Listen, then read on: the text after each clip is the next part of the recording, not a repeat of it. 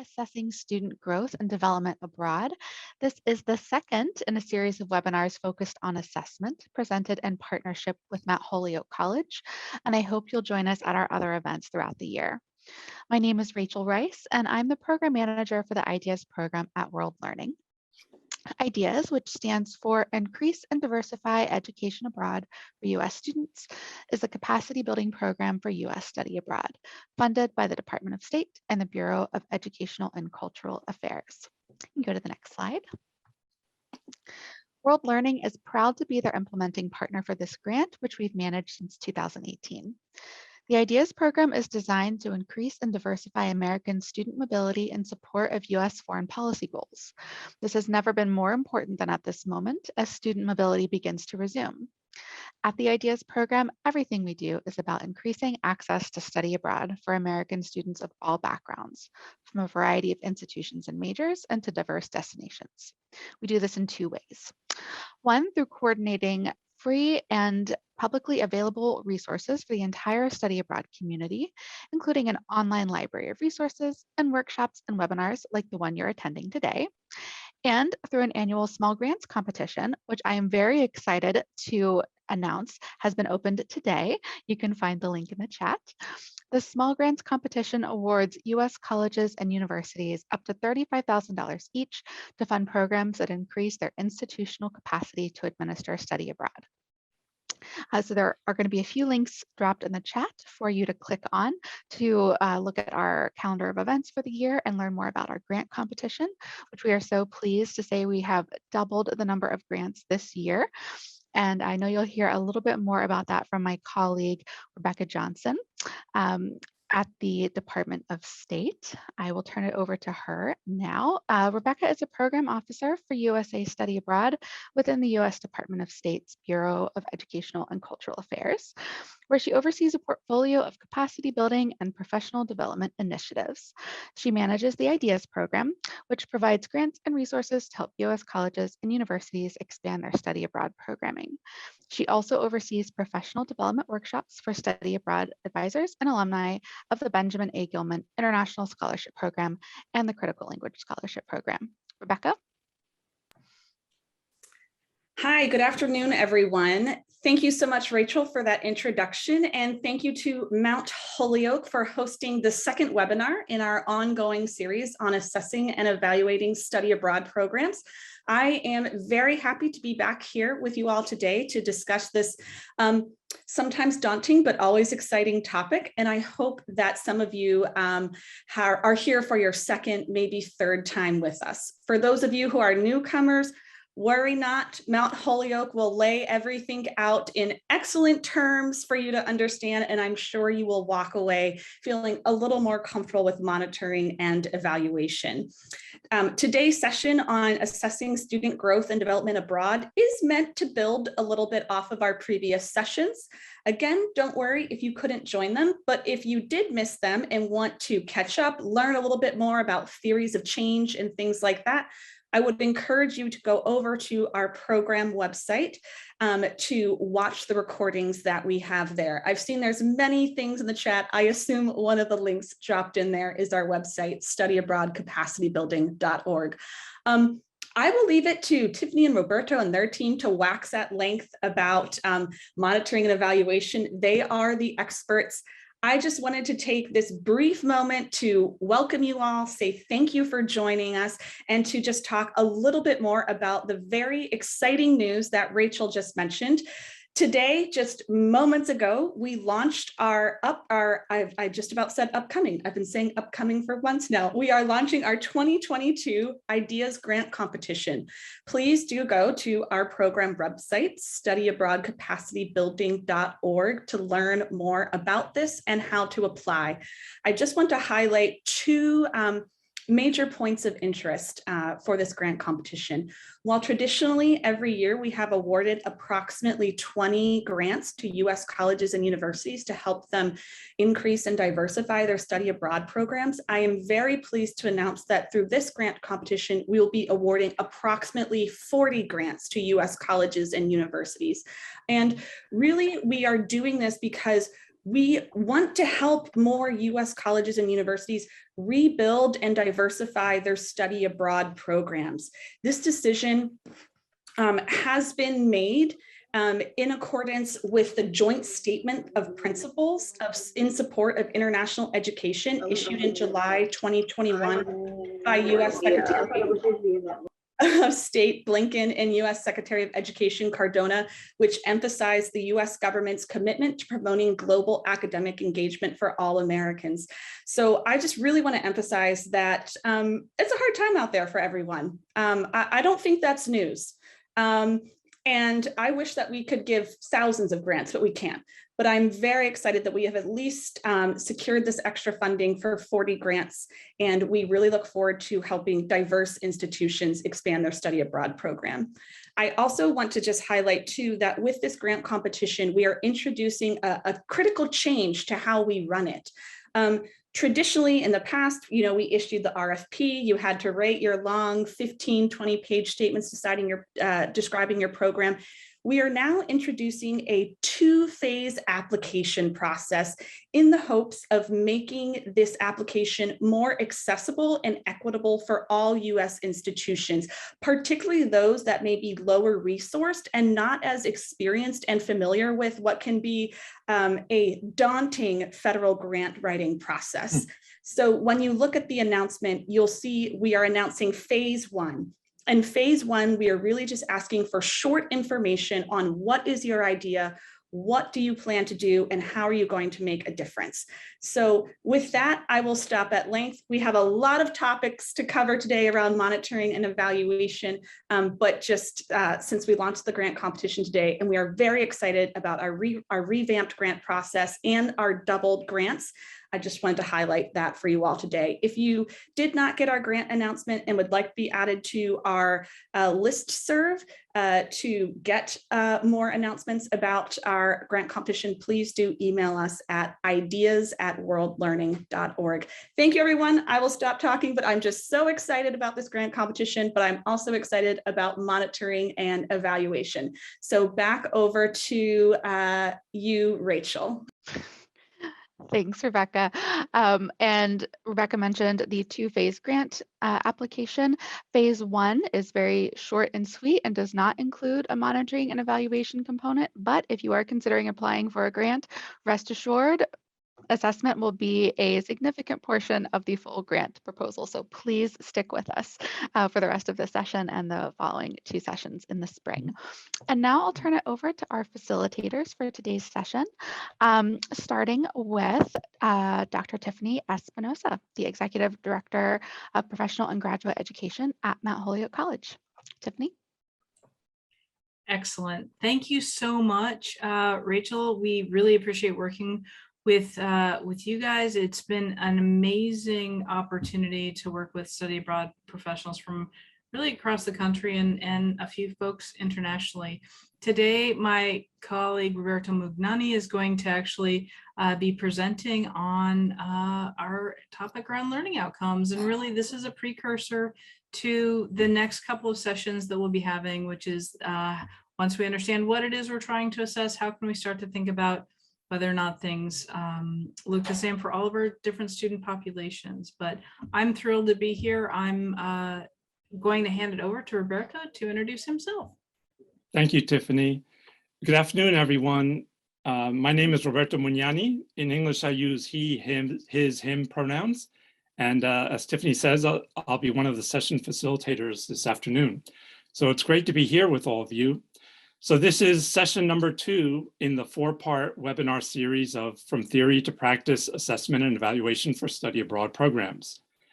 Here at Mount Holyoke College, I work on program development, and I also run a variety of cultural and academic exchange experiences, hosting international scholars through Fulbright, partner universities, and other collaborators, such as our colleagues at World Learning and the State Department's Educational and Cultural Affairs Exchange programs.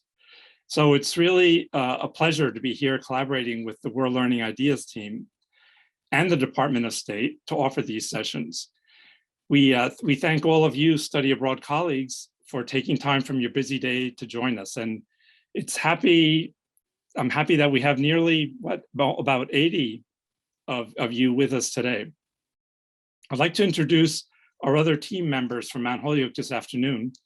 You've already met Dr. Tiffany Espinosa, our executive director, but I'd like to call your attention to two other colleagues, Amy Asadorian and Jill Cooney. Amy is our marketing and communications coordinator, and Jill is our administrative systems analyst. So if you have any questions or comments, please let them know in the chat. I will not be able to respond immediately, but my colleagues here will keep an eye on that, and we can address questions at the appropriate time. So to continue this introduction, especially for those of you who have not visited Mount Holyoke, I'd like to share that we have a beautiful 600-acre campus in Western Massachusetts on the ancestral land of the Nunatak people. We also like to acknowledge the neighboring indigenous nations who continue to be connected to this land. That's the Nipmuc and Wampanoag to the east, the Mohegan and Pequot to the south, the Mohican to the west, and the Abenaki to the north. We honor the history of the original inhabitants of this land, and this acknowledgement and other actions that we are taking represent a commitment to our institutional values and mission. So with that, let's get started. So welcome to Assessing Student Growth and Development Abroad. Why are we here? How can we help each other? You've heard the World Learning Ideas team has brought us here together today. They've identified a strong demand for more training in assessment and evaluation in study abroad programs. And judging from the number of you here today, it looks like they are right on target. So this need for more assessment and training, I see is also consistent with current surveys about the state of study abroad from international education and study abroad associations. So for example, this Forum for Education Abroad chart shows responses from study abroad offices at US colleges and universities when asked if they have an assessment plan to measure achievement of learning outcomes. And I'm seeing at least 40% of the respondents said no. That is, they said that they do not yet have an assessment plan to measure learning outcomes, like here, 28%, this gray area, or not at all, 12%, this light blue. And that's probably just the minimum because quite a few did not respond or did not have a plan for all the programs. Now, when you registered for the webinar, we asked you to share about the culture of assessment in your department.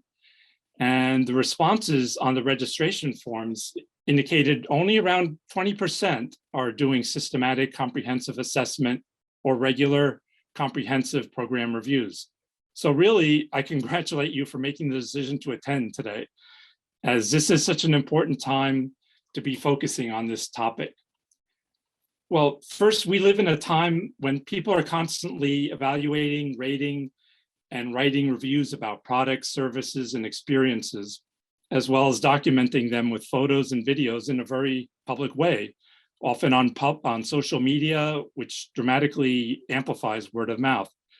So if you're not managing the assessment and evaluation and documentation of your programs, you may have 20, 50, or 100 program alumni who are filling that space. Second, we've all witnessed recently, especially in the last couple of years, a huge shift in the way that people think about study abroad and education in general. That is, we've all heard people questioning how well education is serving students. Is it really accessible and inclusive? And I would say that all education now is under greater group scrutiny and held more accountable to demonstrate results. So that's another important reason.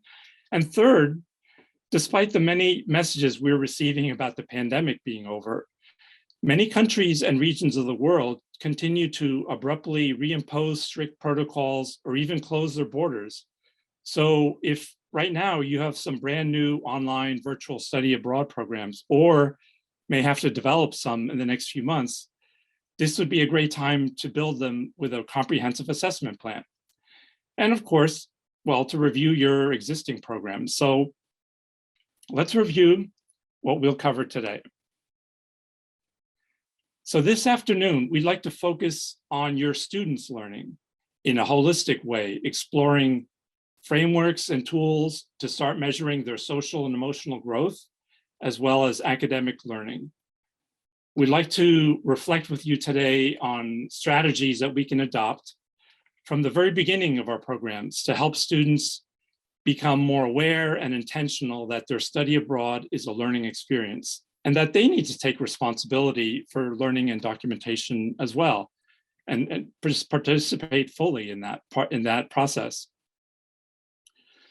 So in short, we'll explore conceptually how to get started and include examples of methods to document and gain insight into students' growth and to ensure that your programs are responsive to all students.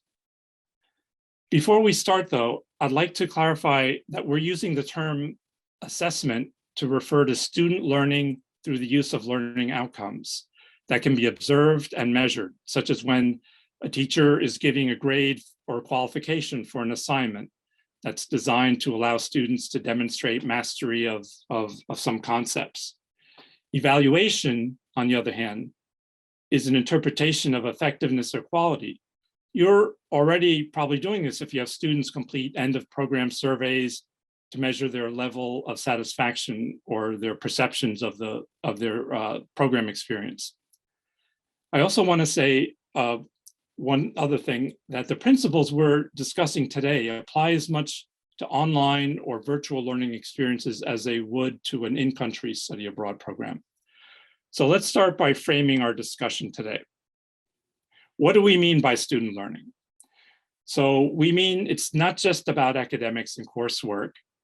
And this diagram, adapted from the concept of spheres of influence, situates different areas of learning in the context of each other. So at the top level, encompassing the other spheres is global, with competencies such as intercultural learning, language skills, and other dimensions of learning that allow us to understand and interact in a new culture.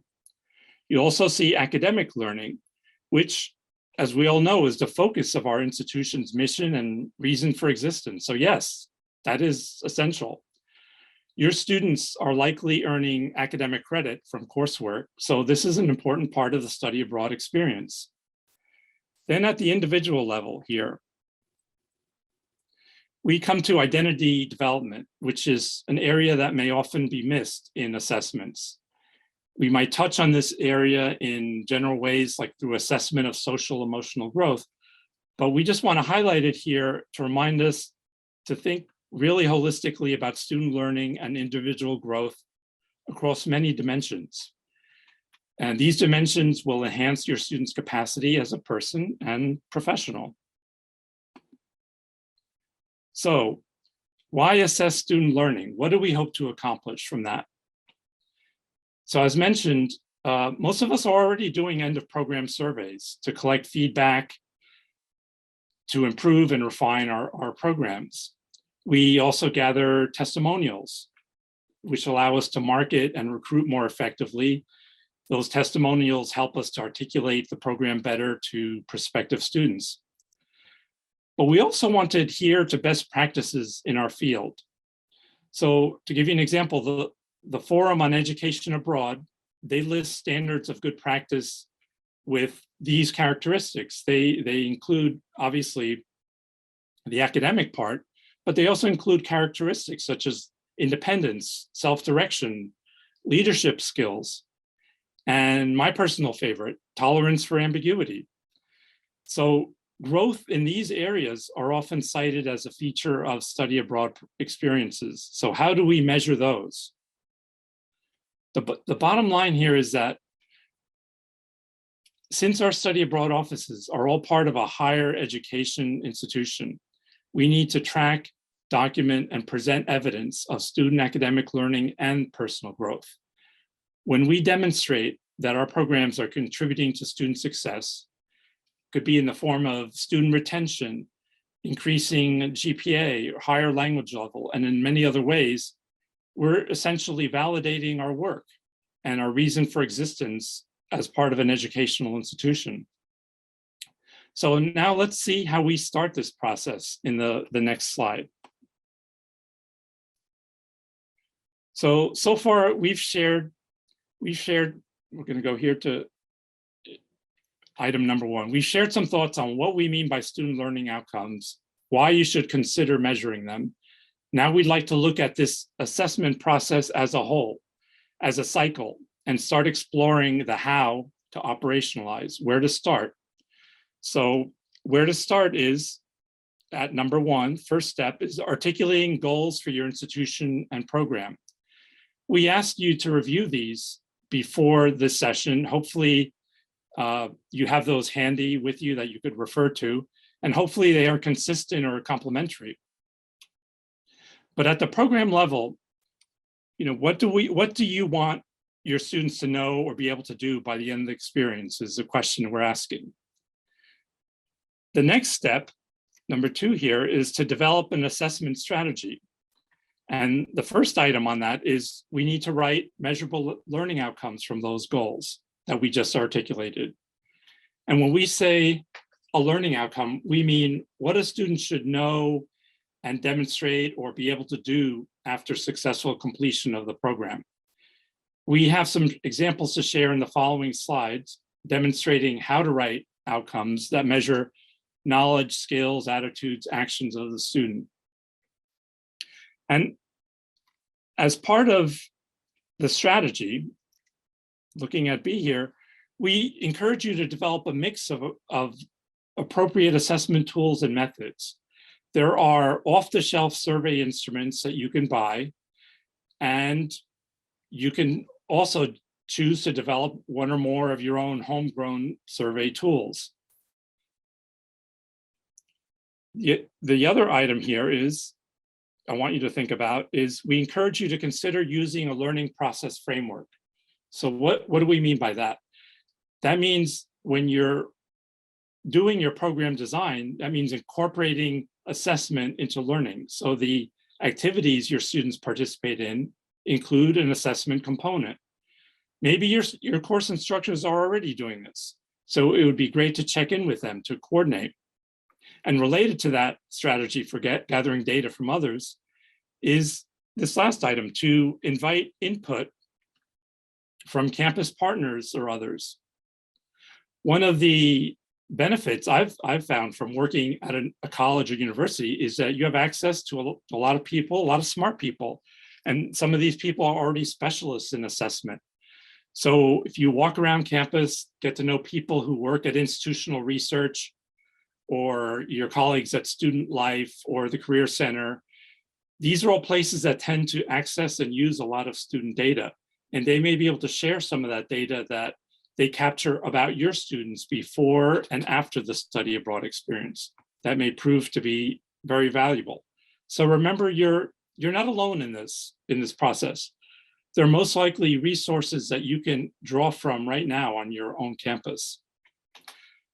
So before we go on to the next slide, we sent a handout to you before the program, but in case you don't have that handy with you, I'm asking my colleagues to put a link to that in the chat so you can access it. Basically, this next slide is going to show about the process of writing outcomes. It's just a guide for that with some examples. So if you see in the first part here, these 4 steps outline the process of writing some outcomes. Number 1 is introducing the who. We need to say, okay, who is this? Who are we measuring? Who is the group of people that we're looking at here? So in this case, it would be program students. Then we're adding an observable or measurable action. So we need some verb. We have some verbs here. So we have program students can analyze and compare. And then we include the learning. We've got host and home country communication styles, and then some additional criteria or context in academic, professional, and informal situations. So basically we have a full learning goal there. And we'll ask you to look at these additional examples. I'm not going to read each one, but just note that they can be modified for learning in different areas, such as in knowledge, skills, attitudes, in action. And again, these are all part of your handout. We also list below there some methods of learning assessment to include in your strategy. So you can select and you can decide at which points in your program to implement them. So you can refer to this as we go on to the next slide and activity. So this next slide is your turn. We're going to have a discussion. We're about to divide you into small groups for a 15-minute discussion. And we want you to reflect on these questions and discuss: how do your program's learning goals connect with institutional mission goals? Are they consistent? What comments, observations can you make about them? Then select one of your program goals and write them as a learning outcome. Discuss how and when you would measure. And we're going to ask you to, in your breakout room, to select someone who will be like a group recorder who can write a few highlights in a shared document. So we have in the, we're going to put in the chat a link. Before we put you in the breakout rooms, we're going to put in the chat a link to a document that has a series of slides, and you'll have to go to the slide number that is the same as your breakout room number. So before we do that, let me show you a few examples of what we hope to see on your slides. So we have here the learning goals, alignment with institutions. We'll be looking for some comments about that or observations about that. And here are some of the learning outcome examples. We've got students will be able to articulate public health needs specific to urban centers in Argentina. This is an example for a study abroad public health program in Argentina. And then we have students can successfully design and apply quantitative and or qualitative research skills to a field study in a new or unfamiliar cultural context. So this is, and then at the end here, we have when this would be appropriate to assess and a source that you might use for that. So remember, we're about to put you into a breakout room. Remember to assign a recorder who can post a few of your group highlights in the document, and then please go to that slide number that is the same as your breakout room number.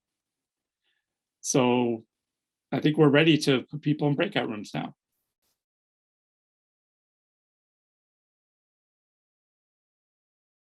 All right. Oh, welcome back, everyone. I hope that you enjoy this time to connect with study abroad colleagues to discuss assessment and share stories.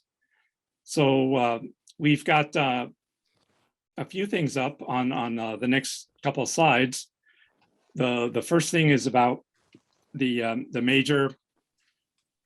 learning goals, alignment with institution.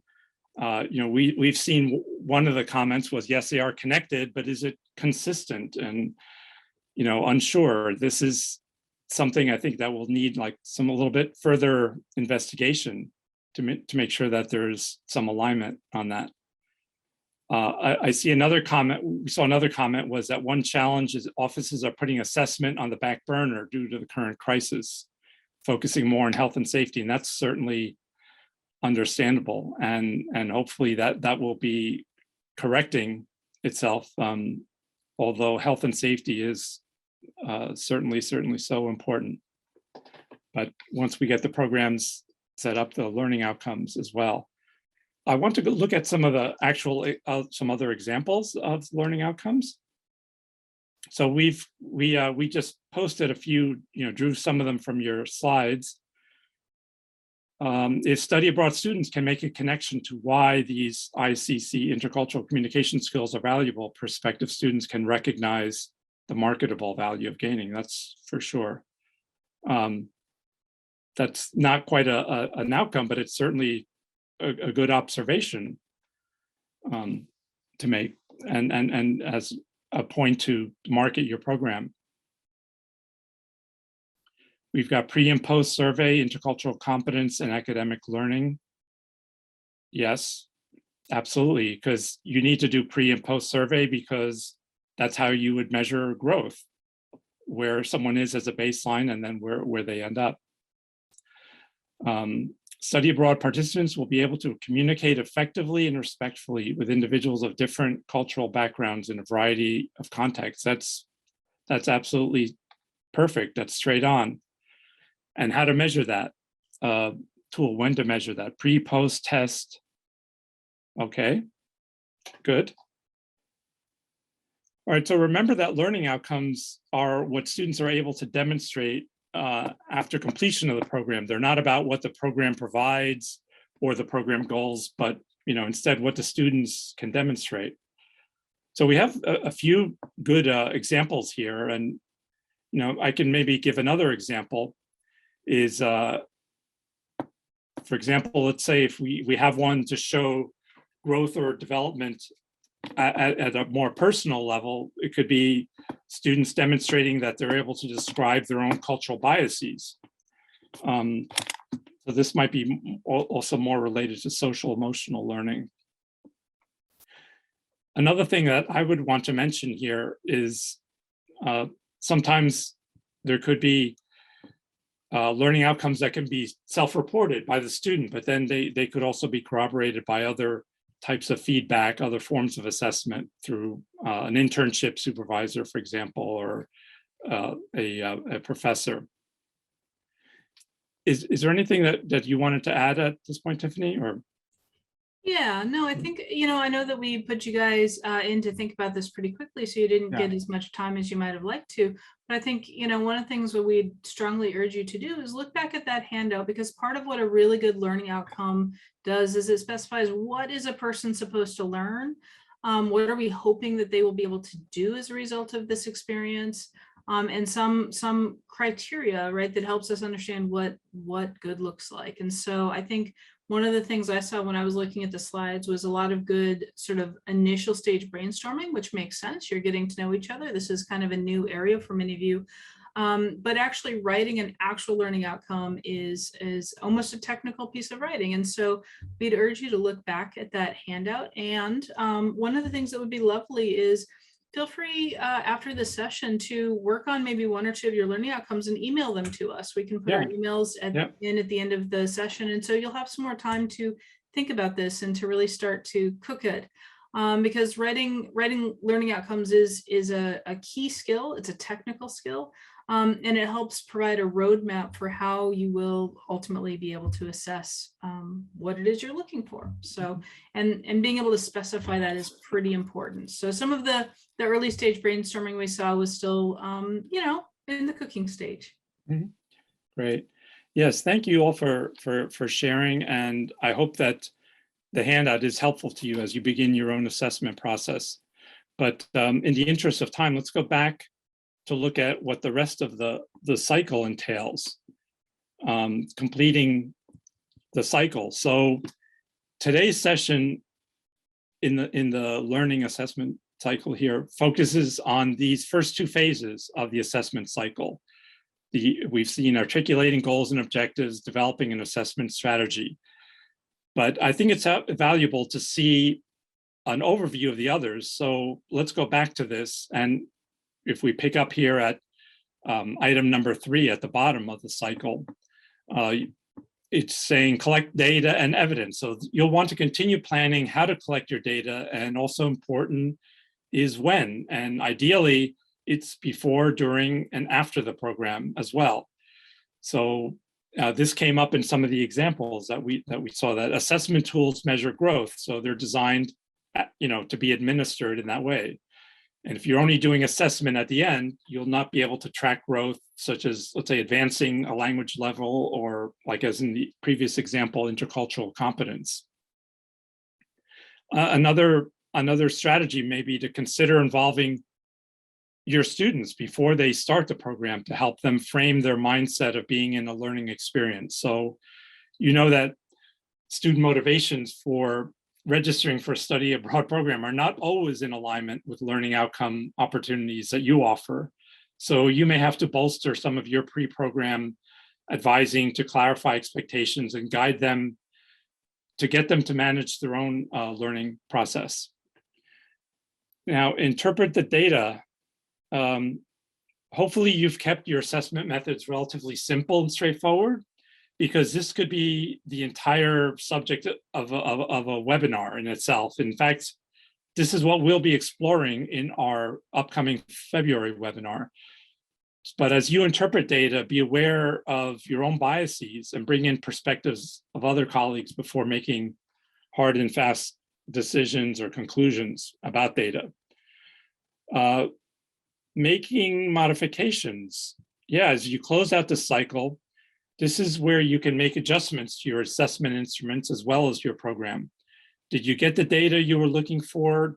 Do the questions to survey respondents need to be edited? What about if you send some instructions to resource persons or requesting feedback, for example? So hopefully this phase will give you feedback that you can do better next time.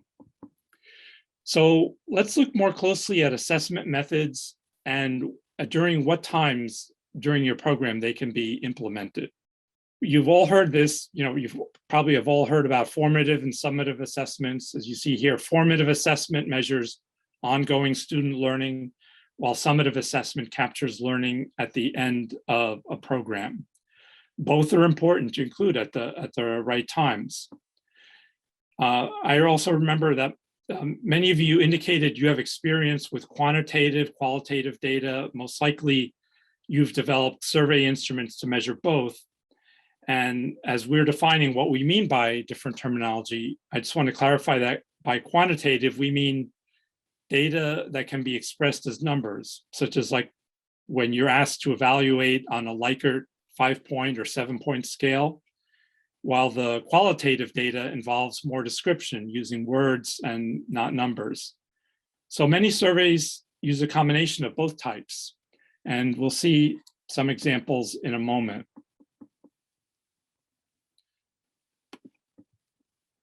So let's look at pre-program. So for example, if we want to get a baseline measure of where our students are at the beginning of the program, hopefully, and I'm looking here at program application, quantitative rubrics, program application rubrics, questionnaires. But even before that, hopefully your program brochures, website, the general information you send to your prospective applicants, hopefully those materials are very explicit about learning outcomes. And you can reinforce that with potential applicants during advising sessions. And even your program application, those materials may provide important data about where your students are with respect to their knowledge, skills, awareness, and later, if they're accepted, you may even set a learning contract with them to monitor their progress toward reaching their goals. You see rubrics here, and they can really be used as a tool at every stage. You may be already using these, but if not, consult with your faculty as they're often used with students in academic courses. Basically, they're a scoring guide to measure progress toward a specific goal. So, for example, a rubric can be used to score an application essay that asks about how students would engage with their host community. They may get a low score if they only list some activities without providing details or of how this interaction would contribute to their learning. The points assigned would be progressively higher as they identify more engagement opportunities with more details, and they demonstrate a realistic plan for community interaction and mutual learning. So rubrics can be very, very useful, at any stage, and working with the students, on that with rubrics, they can become more aware and deliberate. So as a formative assessment tool, it's contributing to their learning while also assessing it. And as mentioned, learning contracts could also be similar. So during the program, students should be producing work in their courses, but also growing in other living and learning experiences. So consider looking at input from other stakeholders, like your faculty, your host families, et cetera. They may provide valuable quantitative or qualitative feedback in the form of surveys. And students are also engaged in group projects, which is another opportunity for assessment through presentation or individual reflection. So, for example, students might be asked to produce different writing samples. You might call them blog posts, right, about how they are in different stages of integration into the host community. And that could be an exercise in documentation or mapping of people they interact with most frequently at the beginning, middle, and where they are by the end. So this could also serve as an assessment activity, as it shows the extent to which they're more integrated into the host community. So post-program, this is when you can do those summative assessments to capture learning during the program. If you use standard assessment tools, such as language level test or the BEVI or IDI, these are standardized tests that measure growth in intercultural sensitivity. At the end of the program, you'd be administering the second component as you should have done the first part before the program. Again, like these are the same as rubrics and other surveys that would be measuring growth. And for qualitative measures, you'll hopefully have some access to instructor reports or presentations and other end of program summative feedback. So now we'd like to consolidate further all this information in a way that you can begin to apply it. You'll be returning to your breakout groups again, the same ones, and you'll have an opportunity to exchange some ideas with colleagues. So you'll be talking about these following questions. Of the 3 phases of an assessment plan, pre, the concurrent during the program, and post-program, which would you want to improve or build out first? So this is some ideas you can exchange with your colleagues. Also, how would you use comprehensive assessment data to tell a story about your programs? What would that story be? Who would be the audience? So again, we're going to ask you to assign a recorder who can post a few of the group highlights in the shared document. It'll be a different shared document, so there'll be a link to that in the chat. And remember to please go to the slide number in that shared document that is the same as your breakout room number. So I think we're ready to assign people back to their rooms. Great.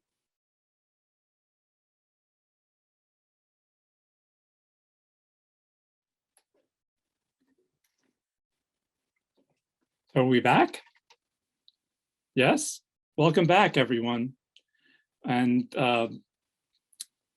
it looks like you had some interesting conversations with colleagues and made some good connections. We just captured a few of the highlights on this slide here. And I just want to share with you that we will be, there's a lot of good stuff on this slide. So we're going to make these available to you after so you can see all of them. But you can see here some discussion about opportunities for assessment and improving upon pre-program assessment, like requesting artifacts from faculty for faculty-led programs to assist in evaluating. That sounds like a great idea. And operating surveys for students. During the program, we see, again, blogging, journaling, especially for students that are not on faculty-led programs, so that you're able to reach them directly, which is a great idea. Post-program intercultural competence, academic learning. Somebody is using AAC and U model intercultural knowledge and competence rubric, which is great, wonderful. So stories, here's an example. Students will be able to articulate self-culture values and communication styles preferences, measured with the IDI coursework, pre, during, post global. Yeah, thank you. We want to look more. Unfortunately, we had to cut a little bit short the time because we want to close on time, but this is amazing and rich with some great ideas. So thank you for the wonderful contributions. And and the connections that you made in your breakout group. So I hope you'll continue the discussion later. So we're coming to the close of this session. We'd like to wrap up with some conclusions, with some examples that we've seen generated from our discussion all day today, all this afternoon. So learning outcomes should align with institutional goals and mission. Yes, that is important. Sometimes it's hard to accomplish or hard to measure. But generally speaking, we need to include academic learning and increasingly more attention to other competencies, such as intercultural communication, social emotional growth. These are all connected to career and personal development. So we're all connected to educational institutions, so this is important, it's essential. And being part of an educational institution also means, like as I said before, you do not have to go it alone. Institutions of higher ed can be very structured and rigid. So take this as an opportunity to do some silo busting by talking to colleagues in different departments who are doing learning assessment. But even if you cannot make any headway after one attempt, at least you can demonstrate that your program goals are aligned with institutional mission or other goals that your college leaders believe in. And I think this can also help you frame who your allies are and learn more about your audience for when you're ready to present learning outcomes of your study abroad students and how you're supporting their development, their retention, et cetera. We also see that a comprehensive assessment plan uses instruments that demonstrate achievement of learning outcomes. And we want to measure at different times during the experience. We want to incorporate formative and summative elements. We're capturing quantitative and qualitative data. So we want to be very deliberate about how we organize our plan using a variety of assessment methods throughout the program. And assessing from the beginning, involving our students so that they're more purposeful and aware of learning outcomes. And another aspect of this is data is important to be used to tell stories to different audiences. So as we're asking the why of including a specific assessment tool, we should be also considering the who, our specific audiences, and what data and presentation would engage them. So that's another reason to have multiple sources of data.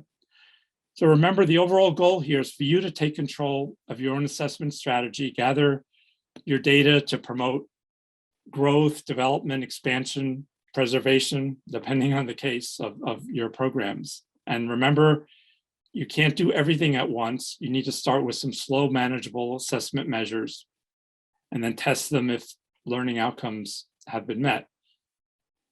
And as we explore more deeply in our next webinar in February, you'll want to experiment with both quantitative and qualitative measures and test if outcomes were similar in different modalities. So in online programs versus on-site or across different audiences.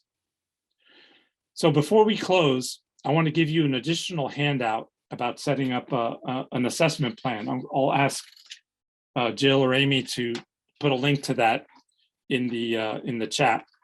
So it'll really look like this. So we've covered the first 3 items on this handout in this session, but others will be addressed more specifically in our following webinar sessions. So you should be seeing in the chat a link to that document. I also want to share another important link to the website of the Center for Global Education at California State University. They've compiled some research on the impact of study abroad for US college and university students, focusing on impact of study abroad on student retention and success toward their degree completion. So I know that some of you may not be quite at this stage due to institutional resources and time, but I just want you to see it so you can see what other colleges and universities have done just by asking the question about learning outcomes. So that collection on that website, the collection of research studies is called Impact of Study Abroad on Retention and Success. It's definitely worth exploring as they have other resources there as well.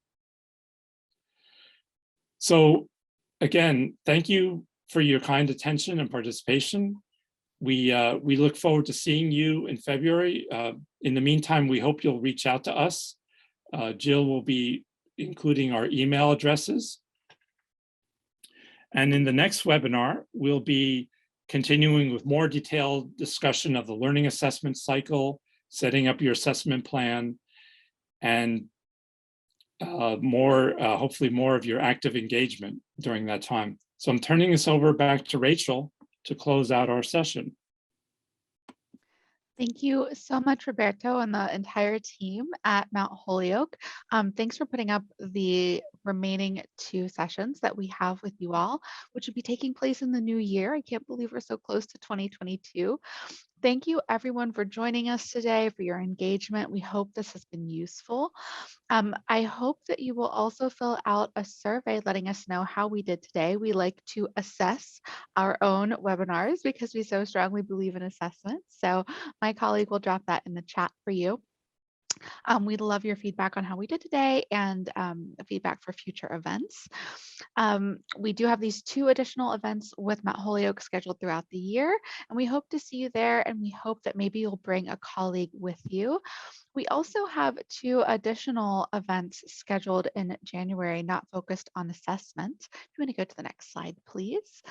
We have events on January 11th and January 13th. January 11th is an info session on the grant competition we mentioned at the top of the event. If you're interested in applying, I hope you'll join us there. And on January 13th, we have another webinar in our 2021-2022 webinar series focused on creative financial strategies to help you stretch your office's budget. So there's some really interesting conversations happening there, and I hope you'll join us at one or both of those events. We will share the recording from today as well as all resources shared today during the webinar with you via email, and they'll also be posted on our website.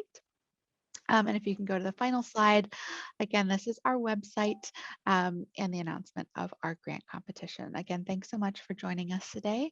We'd love to hear from you at ideas@worldlearning.org, and I wish you all a wonderful evening. And I think we've got a survey for everyone, right? That's coming into the chat. Yes. That'll be wonderful. Thank you guys for all of your feedback too. Thank you all for coming. And I just wanted to say, this is a lot of art and science, my friends. It takes practice, so please feel free to engage your community of learning here and engage us as you are walking down this path.